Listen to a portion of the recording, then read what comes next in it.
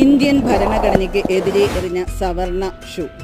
കുറച്ചു ദിവസം മുന്നേ നമ്മൾ കേട്ട ഒരു വാർത്തയാണ് സുപ്രീം കോടതി ചീഫ് ജസ്റ്റിസ് BR ഗവായിക്ക് നേരെ അഭിഭാഷകനായ രാകേഷ് കുമാർ ഷൂ എറിയാൻ നടത്തിയ ശ്രമം.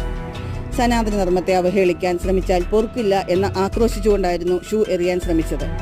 സനാതന ധർമ്മത്തെ അടിസ്ഥാനമാക്കിയുള്ള മനുസ്മൃതി ഇന്ത്യയുടെ ഭരണഘടനയായി സ്ഥാപിക്കാൻ ശ്രമിക്കുന്നവർ ഒളിഞ്ഞും തെളിഞ്ഞും പറഞ്ഞുകൊണ്ടിരിക്കുന്ന അവരുടെ മനസ്സിലിരിപ്പാണ് സംഘപരിവാർ അഭിഭാഷകനിലൂടെ പുറത്തുവന്നത്. സംഭവത്തിന്റെ അടിസ്ഥാനം എന്നത് മധ്യപ്രദേശിലെ ഒരു ക്ഷേത്രത്തിൽ ഹിന്ദു ദൈവമായ വിഷ്ണുവിന്റെ 7 അടിയോളം വരുന്ന ഒരു പ്രതിമയുണ്ട്. എന്നാൽ ഈ പ്രതിമയ്ക്ക് തലയില്ല.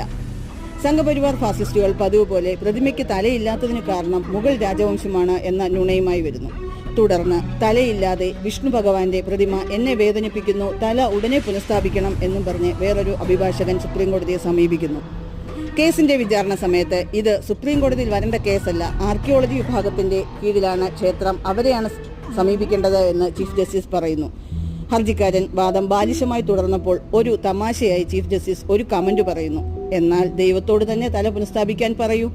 ഈ പരാമർശം ഫാസിസ്റ്റുകളെ വലിയ രീതിയിൽ പ്രകോപിപ്പിച്ചു. തുടർന്ന് ചെരുപ്പുകുത്തി ജാതിക്കാരനാണ് ചീഫ് ജസ്റ്റിസ് എന്നുവരെ ഇവർ വിളിച്ചു പറഞ്ഞു.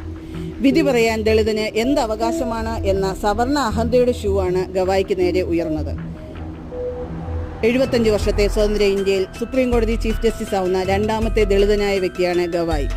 ഇത് സംഘപരിവാർ നീട്ടുന്ന അധികാരത്തിന്റെ പ്രലോഭനത്തിന്റെ മതിലിനുകരാൻ തയ്യാറാകാത്ത ആദർശനായ വ്യക്തിയാണ് ഗവായി.